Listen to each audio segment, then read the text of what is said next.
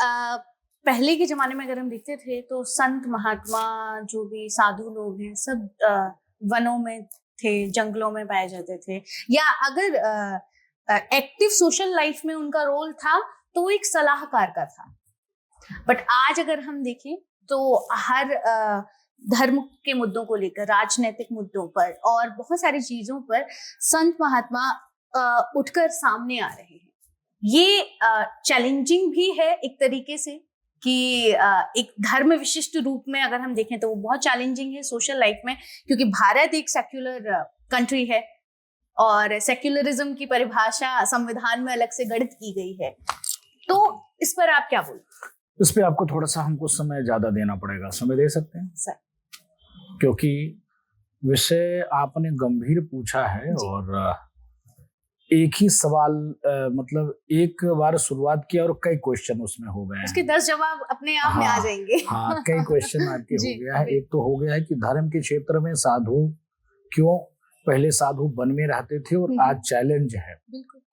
तो पहला मैं कहूँ कि धर्म के पहले साधु वन में रहते थे। हाँ। अब सब आपने वन ही काट दिया। अब पहली बात तो कोई साधु बन नहीं रहे हैं। आप शादी की होंगी, एक बच्चे से दूसरे बच्चे के लिए अब तैयारी नहीं होंगे।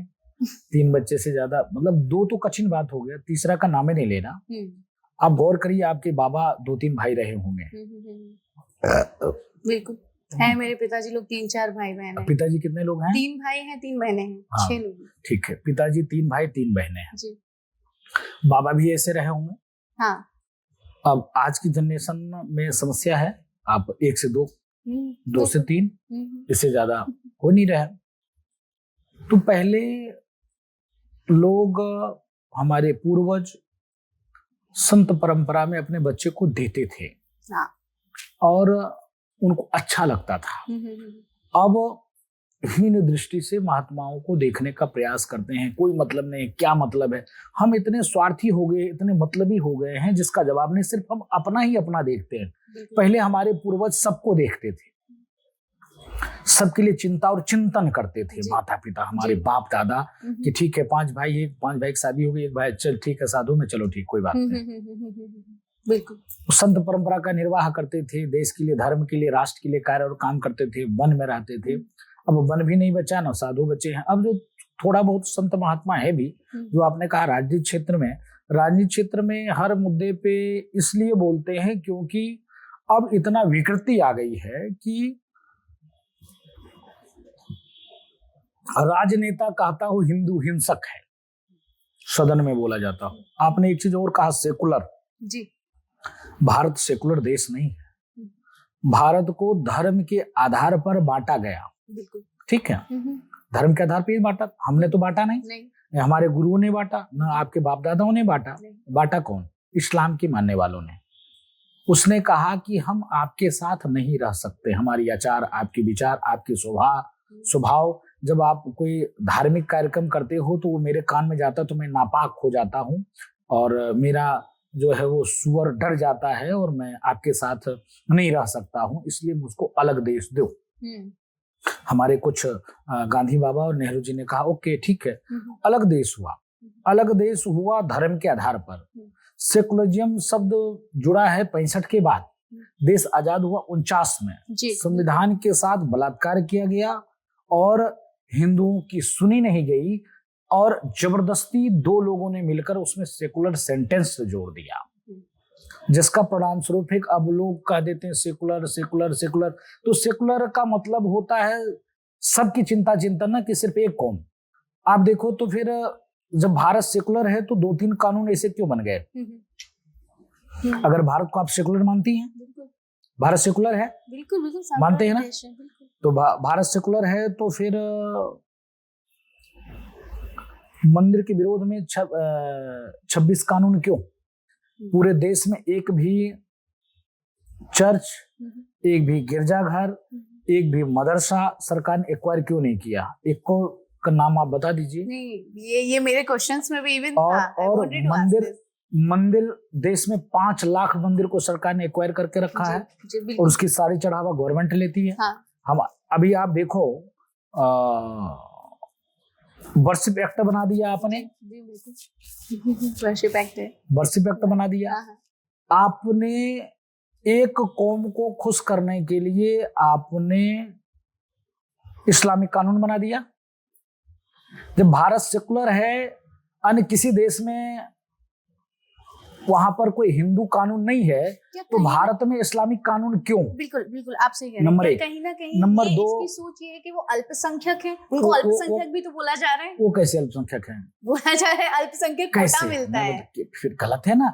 ऑन पेपर है, नहीं, आप बताओ, अल्पसंख्यक तो हो यहाँ पर ईसाई हुआ, अल्पसंख्यक के यहाँ जैन हुआ, अल्पसंख्यक के यहाँ बौद्ध हुआ, अल्पसंख्यक के यहाँ पे सिख हुआ, मुसलमान कैसे अल्पसंख्यक हो गया? जिसकी आबादी 40 करोड़ वो अल्पसंख्यक हो गया, जिसकी आबादी 1 करोड़ 1.5 करोड़ वो अल्पसंख्यक नहीं, 40 करोड़ वाला अल्पसंख्यक हो गया। ये क्या मापदंड है आपका, क्या पैमाना है? इसी को संविधान आप कहते हैं क्या?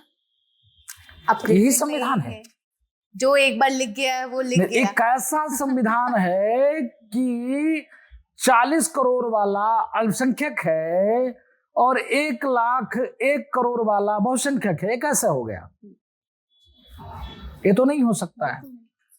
आपने देखा होगा वक्फ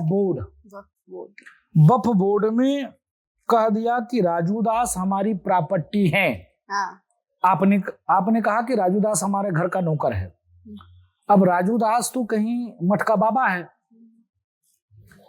राजू दास मटका बाबा है। अब राजू दास आपके पास आए कि हे देवी, मैं आपकी संपत्ति नहीं हूं, मैं एक मटका बाबा हूं। आप कहोगे नहीं, तू मेरा नौकर है, मेरे यहाँ काम करता है।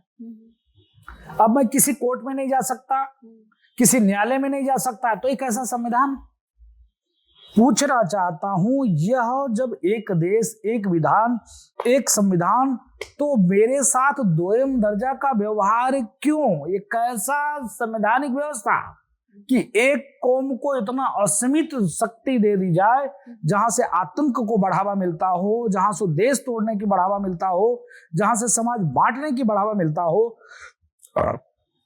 अभी तत्काल में नागपुर में दंगे हुए, नागपुर के दंगे में 11 हिंदू परिवार का मकान, 2 मुसलमान परिवार का मकान, 9 के 9 हिंदू परिवार का मकान जल गए, गाड़ी तोड़ दी गई।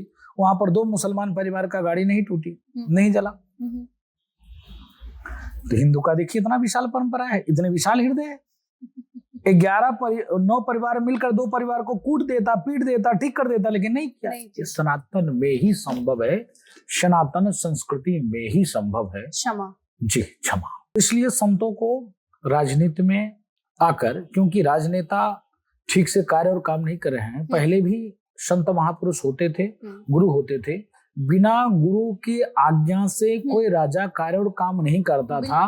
गुरु से पूछता था कि ये कार्य क्या क्या सही है, क्या गलत है, किसका कैसे करना चाहिए। जब गुरु ओके करता था तो वो लागू होता था, कार्य होता था। बिल्कुल।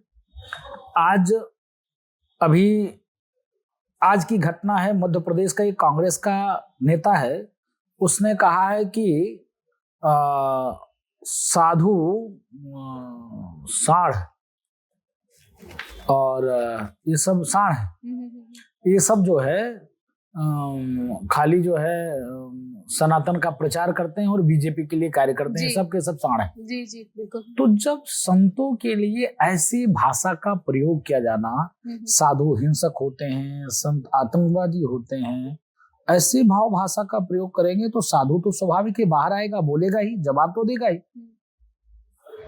तो सनातन पर टिप्पणी करना, रामचरितमानस प्रति ग्रंथे फाड़ना, जलाना, प्रतिबंध करने की बात करना, तो साधु क्यों नहीं बाहर आए, क्यों नहीं साधु जवाब दिया? हम 2-4 ही लोग जवाब देते हैं। मैं तो निवेदन करता हूँ, देश में करोड़ों संत हैं, उनको आगे आना चाहिए और इस प्रकार से आगे आना चाहिए। जो धर्म के विरोध में बात करे उसको चिमटा बजाना चाहिए, ठीक करना चाहिए, तभी हाईलाइट में रहते हैं। जी।